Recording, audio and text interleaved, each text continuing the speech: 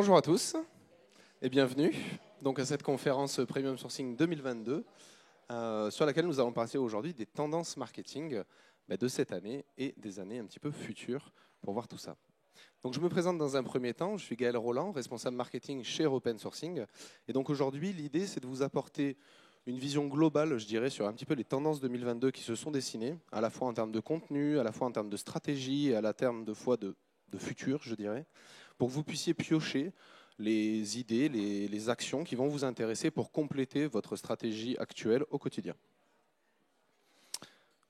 Donc là, j'ai une très belle slide noire qui aurait dû être complétée par une petite vidéo qui aurait présenté ce que je viens de faire avant, pour vous montrer justement la capacité à faire des vidéos, je dirais, en mode non professionnel et l'impact que ça peut avoir sur les réseaux sociaux. Avec le réseau Internet, j'ai eu du mal à faire la synchro en arrivant. Donc le premier point, ça va être de parler un petit peu des formats et des contenus phares de 2022. Parce qu'aujourd'hui, des grandes tendances se sont dessinées en termes de contenu, en termes de format, de support de communication, en fait, qui ont des vecteurs bien plus performants, je dirais, d'optimisation, de visibilité par rapport à d'autres qu'on peut avoir aujourd'hui. Une des premières règles en fait, que j'aimerais rappeler, c'est qu'aujourd'hui, dans cette hyper-consommation de contenus digitaux, web, etc., on a ce sentiment un petit peu de... Il y en a partout, on est lassé et on a du mal à trouver un contenu qui soit vraiment intéressant et viable. Aujourd'hui, une technique qui marche pour tout type de contenu, de façon très globale, c'est la technique du 10 fois content. Cette technique-là, en fait, consiste, le prochain contenu que vous allez créer, vous allez analyser ce qui se fait déjà un petit peu, potentiellement, si c'est un contenu où vous avez une concurrence, je dirais, et vous allez essayer de le construire de façon afin qu'il soit 10 fois meilleur que les autres contenus sur le sujet. 10 fois meilleur, comment? Ça peut être en termes d'expérience utilisateur. C'est mieux poussé, c'est plus ergonomique, c'est plus vulgarisé, c'est plus clair, j'ai l'information plus rapidement. Donc on revient à une forme qui va être aussi bon que le fond. À la fois, vous allez devoir donner des informations viables, véridiques, et en même temps apporter cette information de la façon la plus simple et la plus lisible possible. Le contenu doit être expert et fiable, donc là on retrouve un petit peu les règles standards du contenu. Le sujet doit répondre à des questions précises de votre auditoire, et de votre clientèle, de vos prospects. Parce qu'aujourd'hui, avoir un livre blanc de 50 pages pour que j'aille piocher les informations dans les 3 pages essentielles qui vont m'intéresser, je vais plus avoir une vision négative du livre blanc qu'une vision positive. Parce que je vais avoir perdu du temps à avoir survolé 40 pages, je dirais de blabla, entre guillemets, alors que ce qui va m'intéresser, ce qui va répondre à mes besoins, ça va être les quelques pages de fin ou les 2-3 paragraphes qui sont dispersés à travers ce livre blanc. Vous auriez eu tout à fait intérêt à faire une infographie qui vient juste rappeler ces éléments phares et qui va répondre directement et très rapidement aux questions de votre auditoire. Et le contenu doit être engageant et susciter une réaction émotionnelle. Donc là, on reste un petit peu dans les grandes vibes marketing. Vous allez transiter votre image de marque, vos valeurs, tout ce qui fait votre image et votre entreprise pour justement rassembler en fait toute la communauté de votre auditoire autour de vos valeurs. Voilà, donc ça c'est un petit rappel de cette règle parce que je trouve qu'il est très important et c'est viable pour l'ensemble des contenus marketing que nous allons voir juste en suivant. Le support aujourd'hui le plus efficace depuis fin 2020, 2021 et encore 2022 reste aujourd'hui la vidéo. Ça, ce sont des statistiques issues d'HubSpot. HubSpot, qui est une grosse société de marketing aux États-Unis, qui propose tout un panel de solutions globales et qui a fait une analyse aujourd'hui. Voilà, la vidéo est le format, le contenu le plus utilisé, à 59%. La vidéo est le contenu le plus performant, à hauteur de 76% des marketeurs qui investissent affirme aujourd'hui que c'est la vidéo qui est la plus efficace en termes de ROI, en termes de retour de contact prospect, etc., en fonction de votre stratégie. Et forcément, génère, vu qu'on a du contact, un ROI important. Voilà. Donc la vidéo aujourd'hui est le contenu, je dirais, phare de 2022. Cette vidéo a été portée aussi par un ensemble de solutions qu'on découvre sur le marché et qui ont évolué ces dernières années, et principalement là, depuis la période Covid et post-Covid. L'essor de TikTok, qu'on connaît, qui est focus sur la vidéo. On a les Instagram Reels qui sont sortis, donc des vidéos très courtes. Snapchat, YouTube. Alors YouTube aujourd'hui, il ne faut pas le voir que comme une plateforme d'hébergement vidéo, mais aujourd'hui, vous allez avoir autant de personnes sur YouTube qui vont aller faire de la recherche que sur Google. Comment coller ma plainte? Ils vont sur YouTube. Ils ne vont plus forcément sur Google. Donc, pensez à YouTube comme une réponse à des questions que vos visiteurs ou que vos prospects vont se poser à travers une réponse vidéo. Et non plus juste une plateforme de vidéo où on va retrouver principalement du gaming, etc., etc. LinkedIn, qui a aussi lancé tout son format short avec les vidéos aujourd'hui et qui pousse là-dessus. Et Facebook Live, qui s'est lancé où on met en avant les vidéos. Donc la vidéo, en fait, a plusieurs intérêts. Elle permet de nouer des relations plus personnelles, de vous mettre en avant, de véhiculer plus facilement les images, vos valeurs d'entreprise, votre côté humain, donc ce côté, la vraisemblance qu'on va avoir, l'aspect qu'on pouvait reprocher, je dirais, au marketing, soit de grands groupes, soit du marketing passé, avec des choses très aseptisées, où on avait toujours un standard d'acteur ou d'actrice. Aujourd'hui, voilà, on a de la diversité et les communautés, votre audience cherche ça et cherche à pouvoir se représenter à travers les personnes qui vont voir dans les vidéos. Donc plus besoin de montrer que des mannequins magnifiques, montrer qui vous êtes vraiment et le quotidien de votre vie d'entreprise. L'avantage aussi, c'est qu'une fois que vous avez fait une vidéo, le recyclage est relativement facile.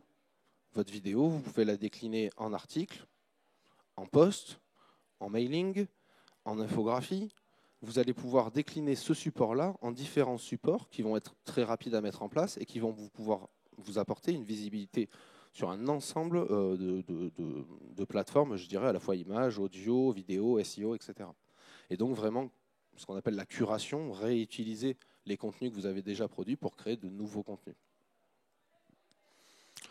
Quelques exemples, parce que généralement, on ne sait pas vraiment qu'est-ce que je peux faire en vidéo, à l'échelle d'une TPE, d'une PME ou même d'une grande entreprise.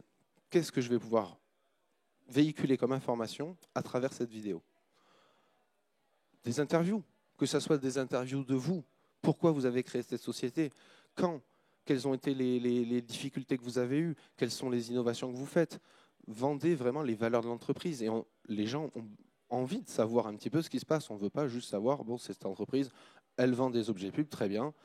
Voilà, j'en sais pas plus. Je ne sais pas quelles sont ses valeurs, je ne sais pas encore à elle croit, et je ne sais pas si je vais avoir une attirance en fait et le même mode de fonctionnement que celle-ci. Ça peut être à travers des témoignages clients, à travers de la FAQ. Vous avez, j'imagine, souvent des objections commerciales ou des questions techniques qui reviennent régulièrement.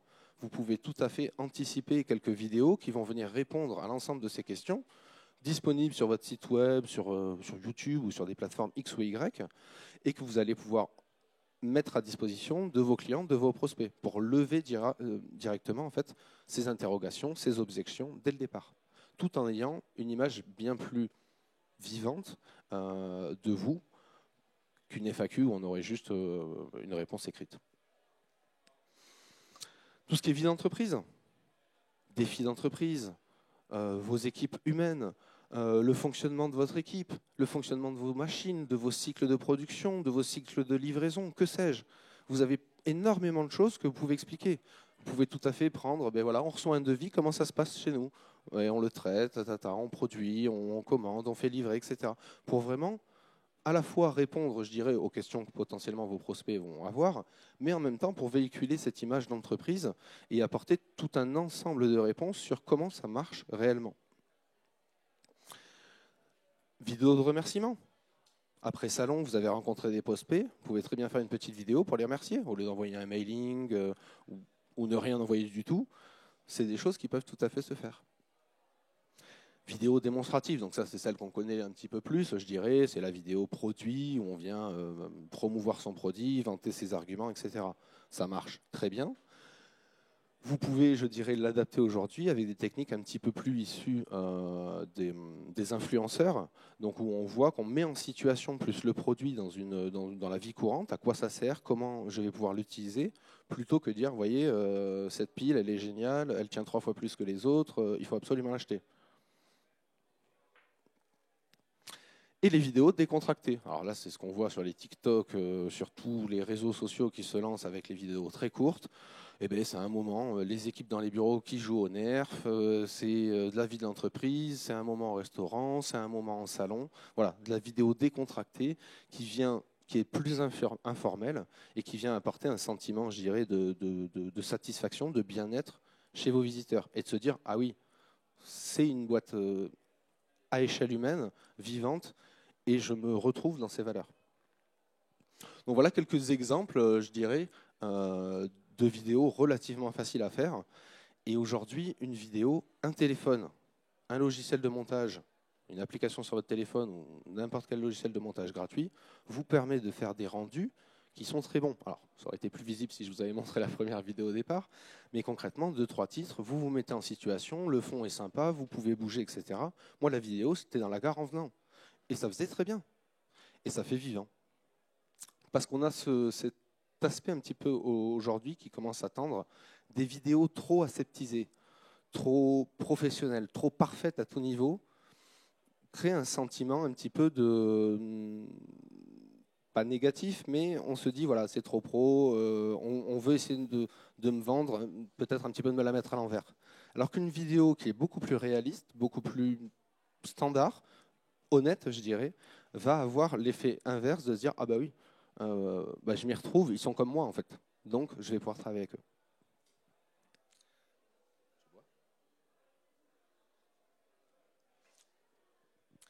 Il est important aussi aujourd'hui de penser au mode portrait. On va y revenir un petit peu, mais ça y est, le gap des recherches sur Google, le nombre de recherches sur Google faites par le mobile a dépassé le nombre de recherches Google faites par ordinateur. Donc plus de gens aujourd'hui naviguent avec un téléphone mobile sur Internet que de gens avec un PC. C'est principalement vrai en B2C. Le B2B va y arriver, mais si vous travaillez sur un segment B2C, il faut aujourd'hui penser mobile. Et on y revient juste après. Le deuxième support, c'est l'audio. Un petit peu comme la vidéo, concrètement, mais à un coût bien moindre, parce qu'on va juste travailler sur l'audio. Aujourd'hui, c'est quelque chose qui est en forte progression. Principalement dans notre domaine, je dirais B2B, pour le coup, sur du podcast. Donc ça peut être à tout niveau, du podcast informationnel, un petit peu comme les vidéos avant, on va retrouver un petit peu ces mêmes idées, mais à travers une vidéo. Aujourd'hui, 82% des Français écoutent un contenu audio chaque jour. Que ce soit de la radio, qui reste la majorité, en vert ici, les musiques personnelles, 11%, le streaming musical en fond sonore, le streaming musical audio, je dirais intensif, où vraiment on écoute les choses, les livres audio qui sont à 1%, les podcasts à 2% et la radio à la demande à 4%. Donc certes, le podcast aujourd'hui, sur l'ensemble de la musique, enfin de l'audio, est une petite part, mais on peut voir quand même qu'entre 2019 et 2022, on a quasiment doublé. Donc dans quelques années, ça va être un des supports phares. Et c'est un support où vous allez toucher vos prospects sur des moments de vie où vous ne les ciblez aucunement d'une autre façon. En voiture, dans les bouchons, avant de s'endormir. Voilà, c'est les moments où on va écouter un podcast, on a un petit peu de temps, on a 5, 10, 15, 20 minutes, on a du temps à perdre, entre guillemets, et on va aller écouter ça. Donc ce sont des moments où en fait, vous ne pourrez jamais capter ces prospects parce que votre emailing ne sera pas lu sur ces moments-là, votre SMS non plus, votre communication, vos pubs, etc.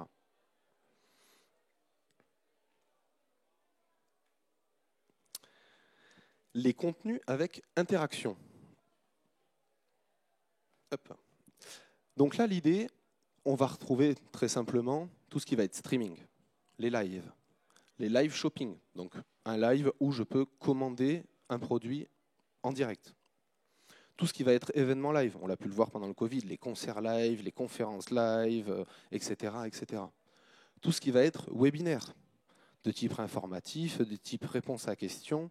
Le panel, je dirais, et les idées que vous pouvez mettre derrière sont complètement illimitées. Ça va dépendre de votre cible, de votre stratégie, de vos valeurs, de vos besoins et de ce que vous voulez faire. Salesforce et Mailchimp, pour ceux qui connaissent, qui sont deux éditeurs logiciels, l'un d'un CRM, l'autre d'une solution d'emailing, ont développé aujourd'hui leur plateforme de streaming, entre guillemets, donc de ressources vidéo mises en ligne qui vont apporter différentes informations. C'est un éditeur de CRM, c'est un éditeur de logiciels d'emailing. Donc en termes de contenu vidéo, de podcast, etc., les sujets qu'ils peuvent aborder, au départ, peuvent sembler complexes. Je vous invite à aller voir un petit peu ce qu'ils font. C'est assez intéressant et ça peut donner des idées. Un des premiers conseils que je peux vous donner déjà, si vous avez déjà des vidéos, des supports, des podcasts, des choses comme ça, c'est déjà potentiellement de regrouper tout ça à travers une bibliothèque de ressources que vous allez pouvoir mettre à disposition de vos clients. Un site web, une page, une landing page, que sais-je, mais qui va regrouper toutes les informations que vous allez avoir pour leur apporter facilement cette information.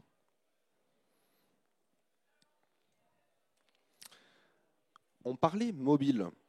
Et comme je vous le disais, la recherche mobile aujourd'hui sur Internet a dépassé la recherche desktop. Aux USA, c'est 64%. Donc 2/3 de la navigation web se fait aujourd'hui par mobile et plus par ordinateur. Donc dans quelques années en France, on va arriver sur cette stat-là. Ça, c'est une stat mondiale, 59%. En France, aujourd'hui, on se retrouve autour de 55%, ce qui est quand même relativement proche. Qu'est-ce que ça change concrètement? Aujourd'hui, vous faites un contenu, une pub, un mailing, un site web, une landing page. Vous la pensez ordinateur et ensuite, vous la responsivez. Donc, vous l'adaptez pour des petits écrans. Si vous êtes aujourd'hui en B2C, ou si votre cible client est principalement inférieure à 35 ans, il faut changer. Il faut penser d'abord mobile et ensuite l'adapter sur ordinateur. Parce que de toute façon, votre cible navigue par mobile. C'est ce qu'on appelle le mobile first. Ce n'est pas juste de penser responsive, donc de penser aux petits écrans, c'est de penser d'abord à une ergonomie, à toute une structure, à une façon, à un processus, à un cycle d'achat, à un circuit d'utilisation qui est pensé pour le mobile. Et qu'ensuite, je vais décliner sur ordinateur. Mais ce qui change complètement tout en termes de maquette, de réflexion et d'ajustement en fait, de ces interfaces. Que ce soit à la fois sur du mailing, du contenu, voilà. Combien d'entre vous vérifiez, je dirais, la responsivité de vos emails ou de vos contenus post-réseaux sociaux, infographies ou des choses comme ça? Comment ça apparaît sur un téléphone? Généralement, on le zappe un petit peu. Voilà. On retrouve aussi, quand on pense mobile first, on ne va pas cacher certains éléments qui vont disparaître quand je passe en mobile alors que je les ai sur mon site web. C'est tout l'inverse, justement. Et c'est toute la problématique, c'est justement d'arriver à vraiment penser quelque chose pour les mobiles. Et concrètement, 55% de la population aujourd'hui ou 64% demain, ce n'est pas une part négligeable de prospects à mettre de côté. En termes de stratégie, on va découvrir que justement les stratégies ont évolué sur ces dernières années. Donc, période Covid, télétravail, tout le monde chez soi, digitalisation à outrance. Les contenus ont explosé, le trafic Internet a quasiment fait x2, on était à plus 70% d'utilisation. Tout a explosé pendant cette période-là. Fin du Covid, retour à la vie normale. On a tous changé nos habitudes. La consommation digitale, il y a certains aspects qui nous ont un petit peu saoulés, entre guillemets, sans parler négatif. Et on se rend compte qu'en fait, des concepts reviennent sur le devant de la scène, et ces concepts-là, comme je le dis, ne sont pas forcément si innovants que ça en soi, si on regarde un petit peu l'ancien marketing. Le premier, c'est le short marketing. Alors, pas ce short-là, mais le short dans le sens court. Donc, c'est-à-dire de faire un marketing court, efficace, je dirais revenir à des bases. On répond aux questions, on est simple, efficace, et on répond aux besoins. C'était un petit peu l'exemple que je vous donnais tout à l'heure avec le livre blanc et l'infographie. L'idée, c'est vraiment d'avoir une stratégie de contenu qui ne se perd pas en explications. On vise l'efficacité et on veut répondre le plus rapidement possible à la question de nos prospects. Ça, c'est une grosse tendance qui marche parce que de toute façon, qui ne veut pas avoir l'information plus rapidement? Concrètement, vous avez très peu de prospects que ça ne va pas toucher, je dirais, parce que forcément, c'est efficace. Après, avec l'image que vous allez mettre derrière et les valeurs que vous allez transmettre, vous allez tout gagner. Ça s'est aussi renforcé, comme on disait tout à l'heure, avec le TikTok qui a des formats très très courts de vidéos, le YouTube Short qui est sorti récemment pour répondre à ce besoin de contenu court, très rapide en fait, à lire, à voir et à consommer, et les Instagram Reels qui ont aussi facilité ça. Voilà. On retrouve aussi une audience qui a été bien plus éduquée et qui est bien plus vigilante suite à toute cette période de 3 ans en télétravail à justement voir du contenu et consommer du contenu. Et notre cerveau aussi s'habitue à ce qu'il voit. Aujourd'hui, vous faites une recherche sur Google, qui regarde le premier lien qui apparaît? Quasiment personne, parce qu'on sait que c'est une pub et on regarde de suite en dessous. Et ça, c'est notre cerveau qui le fait naturellement. Parce qu'on le sait, on prend cette habitude. C'est d'ailleurs pour ça que Google joue de temps en temps sur, et tous, hein, à changer quelques petits éléments pour perturber notre cerveau et nous obliger à relire les éléments. Le deuxième point, c'est la personnalisation marketing. Aujourd'hui, 50% des consommateurs français souhaitent bénéficier d'une attention spécifique en tant que client. Ça nous paraît logique, mais ça fait des années que c'est un petit peu oublié tout ça. Alors à part dans des très très grands groupes où on reçoit un email où il y a marqué bonjour, prénom, et c'est pas de la personnalisation marketing au sens propre, hein, j'ai personnalisé le prénom de mon mail. Aujourd'hui, vraiment entrer dans un process de personnalisation, certes, c'est plus coûteux, ça prend plus de temps, mais les résultats sont bien meilleurs. Qui a déjà fait des relances, je dirais, hormis faire de la relance mass mailing, c'est-à-dire on fait un mail template et puis on va l'envoyer à toute notre cible de contact, a fait vraiment des relances spécifiques. Bonjour Brigitte, comment vas-tu, ta famille, les vacances, etc. C'est des choses qu'on fait beaucoup moins. Alors certains commerciaux le font, et généralement c'est ceux qui performent le plus, mais c'est des choses à repenser. La personnalisation des contenus par email, par SMS, les offres de bienvenue, toutes ces choses-là. Vous avez des nouveaux inscrits, des nouveaux visiteurs. On s'est tous rencontrés ici. Potentiellement demain, je pourrais tous vous envoyer un petit mail en disant bon, c'était super la conférence, on se fait un live Facebook un jour. Voilà. Ça peut être ce type d'événement-là qui va venir favoriser et renforcer en fait, la communauté autour du sujet que vous avez choisi de mettre en avant. La personnalisation peut se faire de façon manuelle, comme on a toujours tout fait, ou alors via les algorithmes. Avec les différents outils que vous allez avoir aujourd'hui, vous allez pouvoir segmenter votre clientèle en fonction de leurs habitudes de consommation, de leur profil émotionnel, de leur profil humain, de leur âge, de leur classe professionnelle, etc. Les grandes marques aujourd'hui essaient de proposer de plus en plus d'expériences contextualisées en fait, en fonction du parcours client. C'est-à-dire que typiquement, j'ai des nouveaux inscrits sur ma landing page, ils vont peut-être recevoir un goodies, un objet, un mailing spécifique suite à cette interaction. Et on va vraiment coupler, je dirais, le côté personnalisation avec les étapes du parcours client pour apporter vraiment des sentiments de satisfaction à certaines étapes qui sont généralement des étapes verrous en fait, dans le process d'achat ou de vente. La personnalisation d'un produit, bon, je ne vais pas rentrer dans le débat parce que ça, vous connaissez tous, mais concrètement, c'est quelque chose qui est en train de vraiment évoluer. Que ce soit les canettes de coca où on met son nom, aux ballons, aux objets publicitaires, etc. La personnalisation à tout à chacun.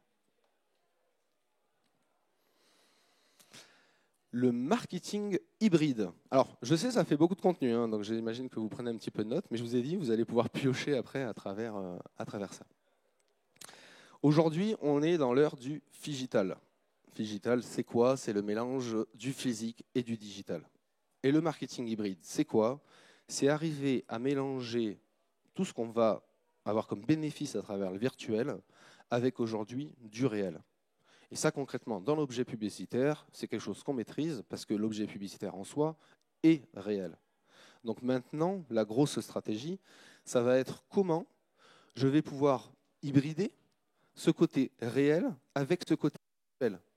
À quel moment, par exemple, mes inscrits landing page ou mes prospects ou dans mon cycle, mes cold call, etc., mes leads froids, on va dire, à quel moment je vais pouvoir y intégrer du réel pour pouvoir déverrouiller ça, tout en ayant une vraie valeur ajoutée. Parce que si c'est juste à la fin de l'année recevoir une carte de Noël, enfin, joyeux Noël et bonne année, bon, je ne sais pas si on est à la fois dans une personnalisation poussée et dans un marketing hybride. Là, on envoie une carte de vœux comme on fait souvent. Et encore, ça se perd beaucoup. Donc voilà, c'est un gros point aujourd'hui pour se démarquer des concurrents. Et dans l'objet pub, j'imagine que vous avez moultes idées pour compléter en fait cet objet physique avec tout ce qu'il va avoir sur le virtuel.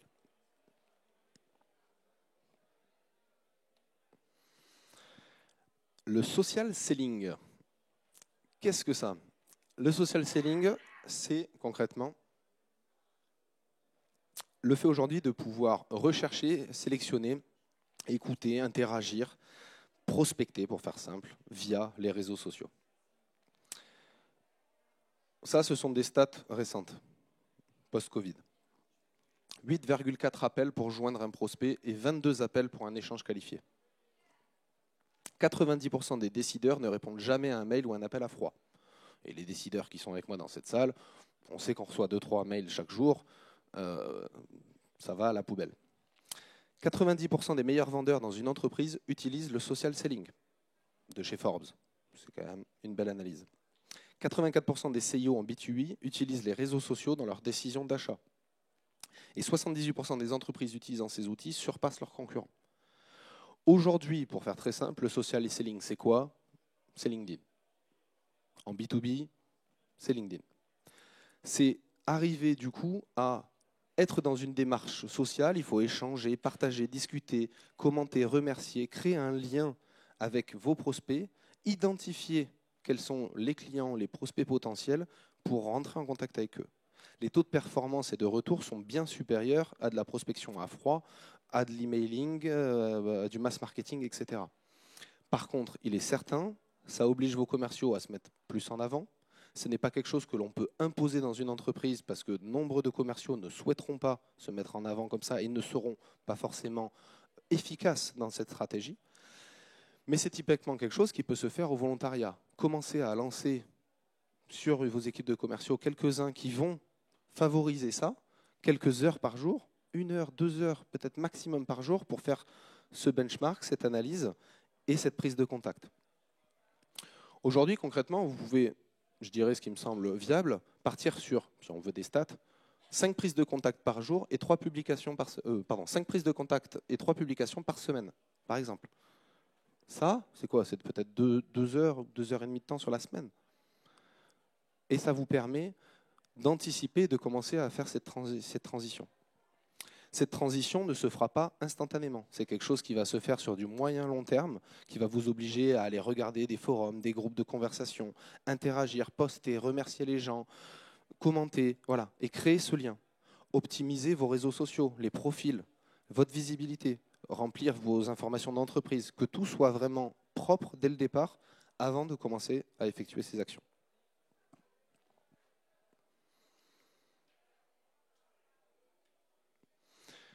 Le marketing automation, donc ça, on en parle demain à 11 h, un petit peu plus précisément. Donc l'idée de demain, vous avez un article déjà dans le CEMAG en fait, qui explique un petit peu la théorie, je dirais, et la conférence de demain va s'intéresser plus à être sur de l'opérationnel et comment on va pouvoir mettre ça en place à travers des exemples, à travers des outils, pour vraiment arriver à faire ces premiers processus automatisés, qu'on soit une petite, une moyenne ou une grosse entreprise. Je voulais faire un point rapide aussi. Donc là, on est moins, je dirais, sur la tendance, mais on va être plus sur les bouleversements futurs, qu'est-ce qui va arriver. De gros changements se font, principalement, je dirais, via Google, qui est aujourd'hui 98 ou 97% des recherches web. Sachant qu'ils viennent de eux-mêmes organiser leur événement live, le Google Marketing Live en 2022 qui était en juin, où on a un petit peu toute la vision de Google de ce qu'ils veulent faire dans le futur. Donc je vais essayer d'y passer rapidement parce que je crois que je suis à la limite de mon temps. Concrètement, qu'est-ce qui se passe? RGPD, CNIL, qui vient renforcer de nombreuses choses, et j'imagine que vous êtes tous à peu près au courant. Pour renforcer la protection et le droit des personnes, pour sensibiliser tous les acteurs traitants et sous-traitants des données personnelles, y compris les professionnels, pour cadrer le traitement des données, notamment lorsqu'elles sortent du territoire. 2 choses leur posent principalement problème avec Google, c'est l'anonymisation des données et le non-transfert des données personnelles vers des serveurs américains. Sachant que Google est hébergé aux États-Unis, tout ce que vous avez chez Google part là-bas. C'est d'ailleurs pour ça qu'aujourd'hui Google Analytics est devenu interdit par la CNIL et qu'il y a des solutions alternatives. Et c'est d'ailleurs pour ça que, a priori, les ad managers, Google Search Console, etc., vont y passer aussi. Ça va prendre peut-être un peu plus de temps. Là, les Google Fonts viennent d'être interdits en Allemagne et en Roumanie. Donc ça va arriver aussi en France. Donc l'utilisation des Google Fonts sur votre serveur, parce que vous téléchargez des informations qui viennent des États-Unis et qui ne sont pas hébergées au départ chez vous. Alors sur les Google Fonts, c'est facile, hein, vous les mettez sur votre serveur, vous les rendez disponibles et vous êtes RGPD friendly. Sur Analytics, c'est pas pareil. Des grosses innovations vont être faites sur le moteur de recherche Google, et certaines qui ont déjà été faites. Juste avant d'arriver, j'ai tapé objet publicitaire sur Google, pour rigoler. 1, 2, 3, 4. 4 annonces sponsorisées AdWords avant le premier résultat de recherche. Ça, c'est l'écran que je vois, hein, initialement. Ça, c'est de la pub. Ça, c'est un vrai résultat de recherche SEO. Avant, il y en avait un petit peu moins ici. Maintenant, ils sont passés à 4. Vous avez en plus un onglet pub ici. Donc aujourd'hui, et concrètement, AdWords a des bonnes performances parce que la plupart des gens voient ça si vous n'avez pas un bloqueur de pub ou autre chose. Donc, l'annonce et la publicité intégrée aujourd'hui portent ses fruits principalement sur Google. Depuis juin, Google aussi vient de stopper ses ETA, donc les annonces textuelles agrandies en fait dans Google Ads, donc ce qui permettait en fait d'avoir un double titre, plus de description, des informations plus complètes ici. C'est stoppé parce qu'ils veulent aujourd'hui renforcer le machine learning, c'est-à-dire que leur intelligence artificielle par elle-même sache le mieux possible comment positionner les pubs et quelles pubs je vais positionner pour répondre en fait au mieux aux clics des internautes, parce qu'ils se sont rendus compte que,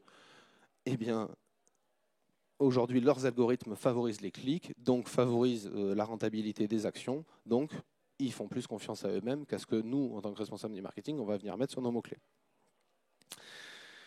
Et ils vont pousser beaucoup plus les annonces dynamiques, les DSA, et les responsive annonces, les RSA, qui sont concrètement des encarts AdWords, pour faire très simple, mais qui seront visibles sur l'ensemble de toutes les plateformes.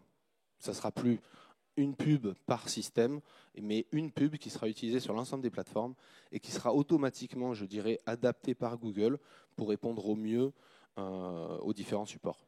Ceux qui connaissent Facebook Business Manager, donc pour faire de la publicité sur Facebook, il y a une petite option à un moment où vous pouvez choisir de laisser Facebook améliorer automatiquement votre publicité en fonction des clics, des recherches, etc. Donc, il change un peu le titre, il change la photo de miniature de la vidéo, etc. C'est un petit peu ce principe-là, mais à une échelle bien plus grande.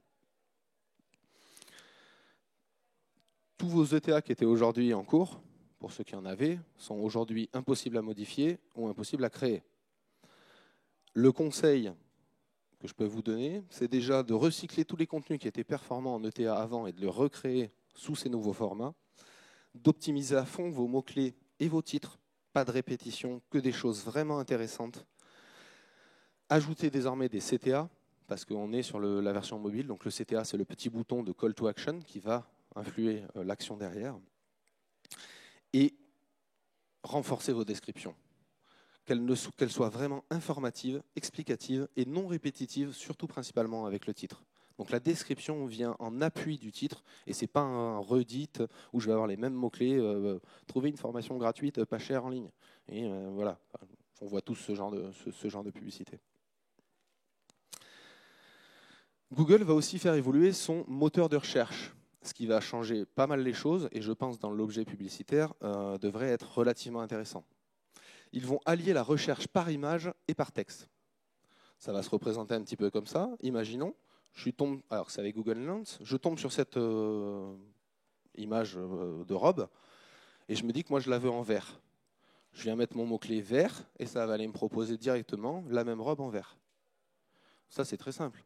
Imaginons plus loin, je vois une image d'une pub de magazine sur Ikea ou sur je ne sais pas quoi et je trouve que la table est jolie dans cette photo. Je dis table et ça va aller me chercher la référence de la table pour que je puisse la commander.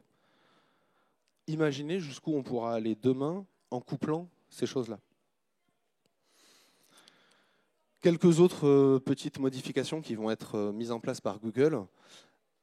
Côté publicité, ils vont proposer une asset librairie pour gérer l'ensemble des éléments publicitaires, images et vidéos, ou pour les mettre à la disposition des entreprises qui n'en possèdent pas. Et ils vont créer un système de création de vidéos en un temps record, donc un petit outil pour faire de la vidéo, justement pour tout à chacun, qui serait relativement performant. YouTube Short, YouTube qui appartient à Google, et Discovery sont désormais ouverts aux publicités texte, display, mais également shopping. Donc les publicités où vous pouvez directement commander un produit. Pareil, dans l'objet pub, je pense qu'il y a des choses à faire. L'extension Google Business Message va permettre aux utilisateurs de Google d'entamer une conversation avec une marque directement depuis une annonce. Donc ça, ce sont les innovations de 2023, etc. Mais vous avez une publicité, vous allez pouvoir lancer une conversation, un petit peu comme un chatbot, en lien, en direct avec la marque. Ce qui va accélérer le time to response, le temps de réponse en fait, auprès des prospects ou des clients, et devrait pouvoir aussi apporter un nombre d'innovations à ce niveau-là.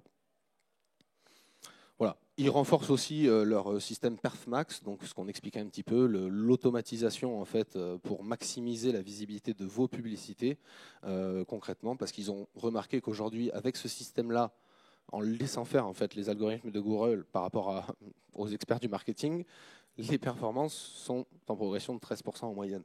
Donc ils veulent renforcer ça, investir au maximum là-dessus, et ils vont venir ajouter en fait les A/B tests, donc le fait de pouvoir ça parle à tout le monde, A/B test, le fait de pouvoir par exemple tester un objet de mail ou un autre pour savoir lequel est le plus viable entre les deux, sachant que mon contenu d'email, lui, sera identique. Parce que justement, tous les responsables marketing, un peu comme moi, râlaient en disant c'est chouette, mais on ne sait pas vraiment ce que vous faites vous, a priori vous êtes plus performant que nous, mais on aimerait le tester et on aimerait pouvoir comparer ces vrais résultats.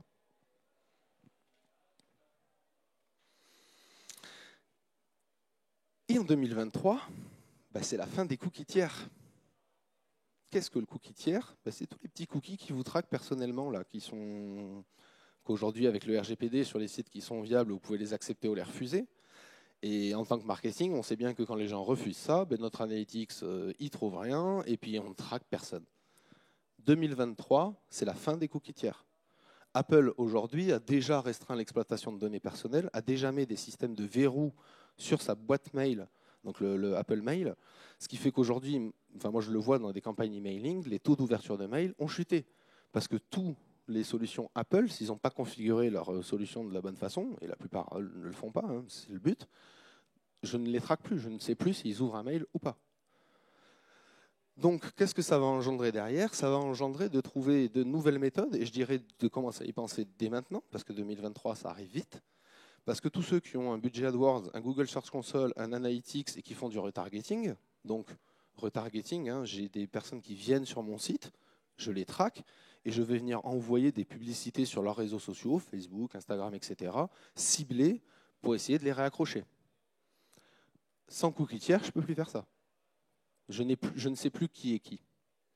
L'idée de Google pour être RGPD, c'est d'arrêter de traquer les gens personnellement et individuellement, mais de les regrouper par petits groupes. Donc on ne fera plus du tracking personnel, mais du tracking de groupes, donc segmentés. Après, jusqu'où vont aller leurs groupes? Est-ce que c'est 2? Est-ce que c'est 100? Est-ce que c'est 1000? Ça, on le découvrira. Néanmoins, c'est ce qu'ils vont faire. Qu'est-ce que ça va vous obliger à faire, vous, à repenser à comment capter l'information, à repenser comment qualifier vos prospects, comment les identifier et comment capter de l'information dessus. Donc peut-être revenir au sondage, revenir au questionnaire, revenir à la prise de contact, etc. Parce que vous allez avoir besoin de récupérer ces informations que vous aviez naturellement et tout seul sans rien faire, par des nouvelles méthodes. Je vous laisse quelques mots-clés ici qui vont vous permettre, alors je vous laisserai faire les recherches, on va avoir un peu le temps de débattre, mais qui sont des alternatives, je dirais, des solutions alternatives qui vont vous permettre, en fonction de ce que vous faites et de vos objectifs, d'aller chercher ces informations auprès de vos prospects. Donc tout ce qui va être algorithme de clustering, c'est un peu violent, le Propensity Modeling et le Google Ads Data Hub. Je vous laisse prendre la petite photo, je vous laisserai faire vos recherches par ailleurs. Mais voilà, ce sont des solutions, en plus du sondage, des questionnaires et de toutes les métriques que vous allez pouvoir mettre en interne, qui vont vous permettre, je dirais, d'anticiper la perte des cookies tiers, en fait, sans repenser totalement votre marketing. Merci à vous. Est-ce que vous avez des questions? Ou est-ce que je vous ai tous donné mal à la tête?